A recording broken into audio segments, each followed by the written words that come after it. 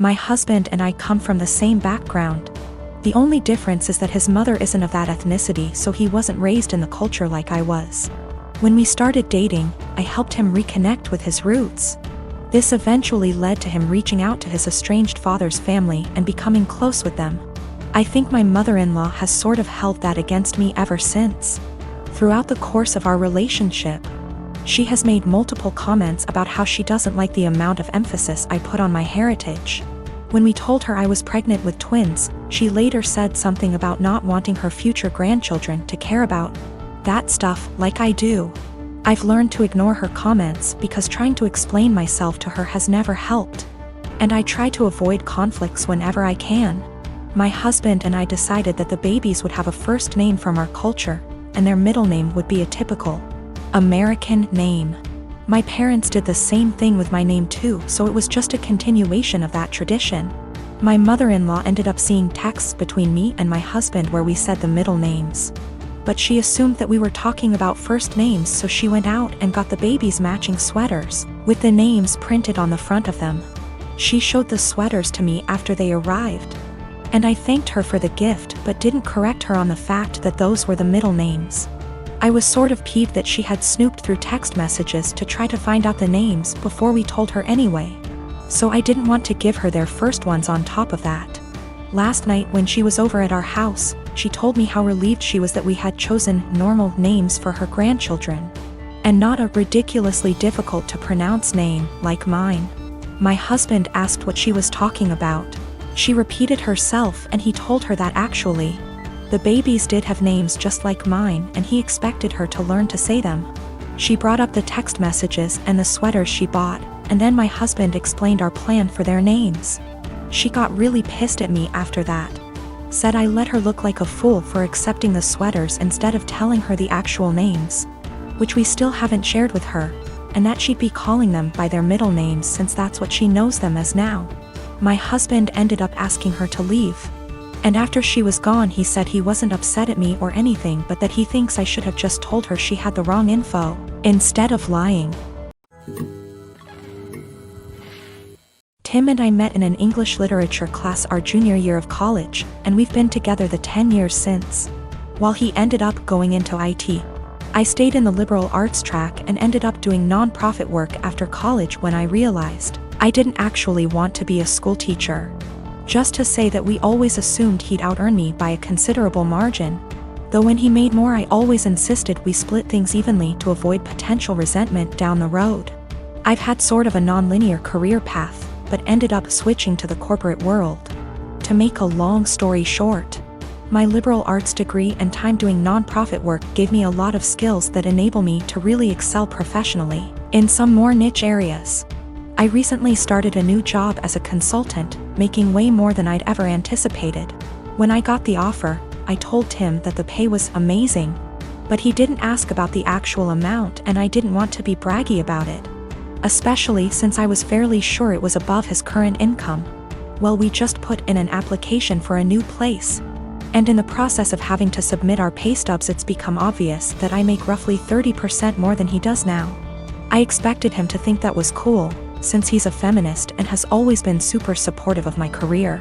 But instead he started to make increasingly harsh jabs about how I cheated the system to get where I am. That no English lit major makes more than a cybersecurity professional without cheating somehow. His major point is that I got my first job out of nepotism, which set me up to trample more qualified people who didn't have the same advantages. It's true that I got my first post-college job after being referred by a sorority sister, but it was for non-profit work making $22K /year, not exactly at somebody's daddy's firm. He also points out that at my first corporate job, I snagged a big promotion after volunteering to take on starting up the company's diversity /equity /inclusion program, and I'll admit that were I a white man, it's highly unlikely I would have been able to be the face of the eventually high-profile diversity program. Tim also notes that I was awarded a small college scholarship for being a promising female writer, when no such scholarship existed for males. But all that said, I still don't feel like I cheated the system, and it makes me angry to listen to him joke about it. especially since I grew up blue collar and worked full-time while going to school full-time to afford my degree. I reached a breaking point yesterday when he made a crack about how the new / first woman on his team is an obvious diversity hire. I told him that his jokes about women cheating the system to get ahead aren't funny or guy talk ribbing, as he says. They make him sound like an insecure little boy. He told me I was being a naive Karen and we haven't really talked since yesterday. I met my husband 6 years ago when we both had just graduated college. He was a lovely guy, handsome and very well put together. He loved muscle cars and weightlifting, and I loved everything about him. I fell in love with him instantly and was over the moon when he asked me to marry him. A year into our marriage, I became pregnant with our son and gained about 30 pounds. I was 5 feet 3 inches, 125 pounds before the baby and 155 pounds after the baby. I still fit into the same clothing sizes, so I didn't think I had gained too much weight and that it would come off with breastfeeding and some more exercise. After the baby, my husband started pressuring me to lose the weight. He said that his friends were making comments about how fat I had gotten and that he was not as attracted to me as he was before I had the baby. He gave me an ultimatum that I either would have to lose the 30 pounds in 6 months or he would leave me. I was very upset about the demand, but I didn't want to lose him, so I tried my hardest to lose the weight. Every day for months I would wake up and go to hot yoga for 90 minutes. After I got home from work, I would run or do some bodyweight exercises. I tried to keep my calorie count below 1200 so that I would lose 2 or more lbs per week. The weight slowly but surely started to come off and I was back down to 130 pounds by the end of the 6 months. My husband was happy and things looked like they would be okay. After I lost the weight, I noticed a shift in the attitude of my husband's friends. Most of them are perfectly nice guys, but a few of them are absolute pieces of shit, the same ones who called me fat. Once I returned to my old weight, these friends started to make comments about me and how sexy I was. I told my husband to make them stop and he said that he would speak with them, but the rude comments never stopped. I channeled all of my frustrations into working out and I lost an additional 15 pounds of body fat and got more toned.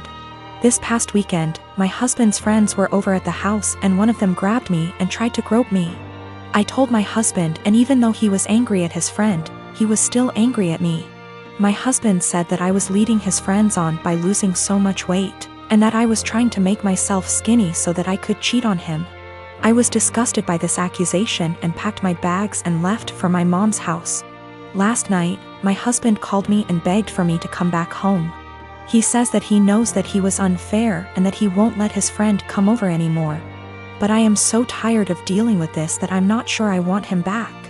He's the one that told me to lose weight. But now he's blaming me for being too skinny and I'm afraid he's going to make me develop an eating disorder. But I also still love my husband and it hurts me to be apart from him. When I was 19 and a sophomore in college, I had a boyfriend I thought I really loved. Looking back, maybe it was just teenage puppy love infatuation. Not sure, but I guess it's not important. I know I'm very biased and what I want is what's best for my daughter, but I think my feelings are getting in the way of that. I had been with Tom for about 8 months at that point. He was on the baseball team and very popular. But one day I discovered I was pregnant and told Tom. He freaked out and got super pissed.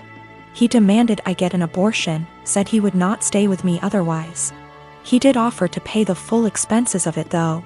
So I went to the clinic and I couldn't do it. I'm very pro-choice and told myself the logical thing to do would be to have an abortion. But when it came down to it, I just couldn't do it. I admit part of it was that I was afraid, but I also felt an attachment for my baby. The thought of getting rid of him / her made me feel like throwing up. So I told Tom that I did love him and I wasn't trying to trap him, but I simply couldn't have an abortion. Maybe we could look into adoption, but abortion was out. Tom said he had never loved me, and while I was fun, I was now causing him too much trouble for him to bother with me anymore. And I was right, I wasn't going to trap him. He said I was free to choose to keep the baby, and he was free to choose to have nothing to do with me or it and to not even think of trying to get child support from him. I won't go into details, but Tom made it clear he would make life as miserable as possible for me if I tried to contact him again, get child support, etc. Maybe it was wrong to do, but I figured all that trouble and drama just wasn't worth it and I would make my own way. I was, however, devastated and completely heartbroken. I admit it really me up. I never spoke with or saw Tom again. I did consider adoption, but in the end, long story short, I chose to keep my child. Faith is 4 now. It's been a long and hard road, but I graduated college and got a job. We live in a tiny apartment and finances are tight, but we make do. I love Faith like crazy and I do not regret the choice to keep her whatsoever. She makes me a better person and we have a good life. However, 3 days ago I received a letter in the mail. It was from Tom. Inside the envelope was a letter and a check for $3,000. This is what the letter said: Vika, I know this is coming out of nowhere and I'm sorry, but I didn't know a better way to do this. I am so sorry for how I acted 5 years ago. I was selfish and a complete fool. I know that doesn't begin to cover it. These past 5 years have really had an effect on me. I got a job at Restraint. I started hanging out with different people. Good people instead of college jocks. I know I ran from my responsibility and I treated you with callous cruelty. I know I can't undo what I did, but I want to make it right. Here is a check for $3,000 for Faith. I know that doesn't begin to cover what her expenditures have been, but I wanted to show I am serious about what I'm about to say. I want to be a part of our daughter's life. I will go as slow as you like. I would very much like to set up regular child support payments as well as pay off whatever back child support I owe you for the past 5 years, including hospital appointments during your pregnancy. I know I don't deserve it, but I want to meet my daughter and be a part of her life in whatever way I can. I want to help her and I want to help you and start making up for the terrible way I acted.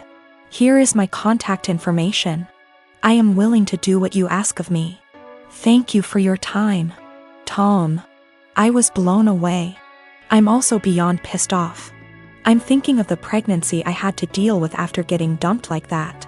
Exams and papers I had to write. Giving birth to her on my own. The late night feedings, all the diaper changes, the constant crying.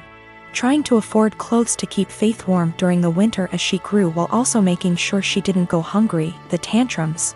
The first steps, first words, the potty training.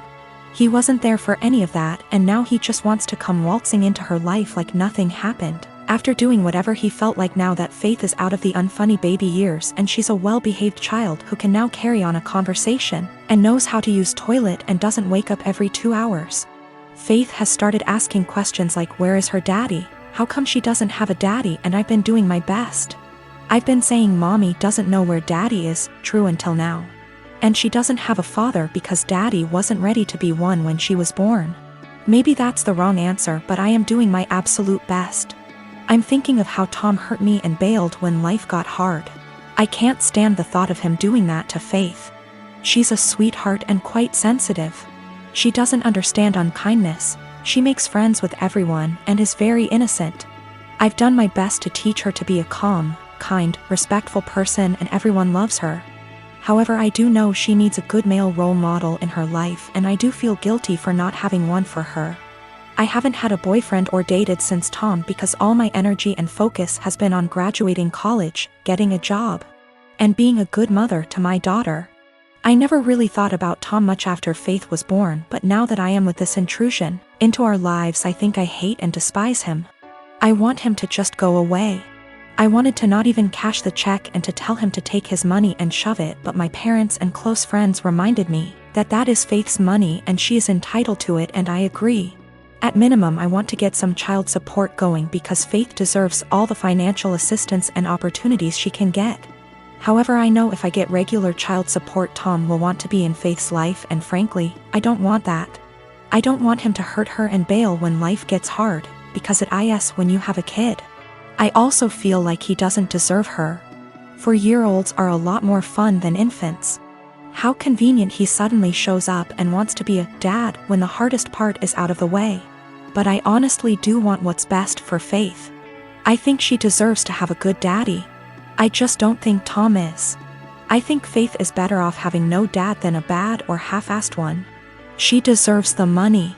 But am I right to take the money and not give Tom any access to my daughter? I can't stand the thought of him hurting her. The thought of dropping her off at his house where I don't have access to her makes me want to scream and run away. Am I out of line for taking Tom's money but saying that's as close as he will ever get to her? I am not convinced in the slightest he has changed. I feel like this is guilt money and I want to throw that check in the trash. But it's Faith's money, not mine. Faith and I have a good life and I feel like Tom is going to ruin that. But is it right to keep Faith from her biological parent when he has sent the money? I hate feeling like I owe her him because of that. P.S. College boyfriend dumped me after I got pregnant and threatened to ruin my life if I tried to talk to or get child support from him. Almost 5 years later I get a $3,000 check in the mail and a letter apologizing for what he did, and saying he wants to be a dad. I want to tell him to stay the hell away from us, but I want what's best for my child. Tom is listed as the father on the birth certificate.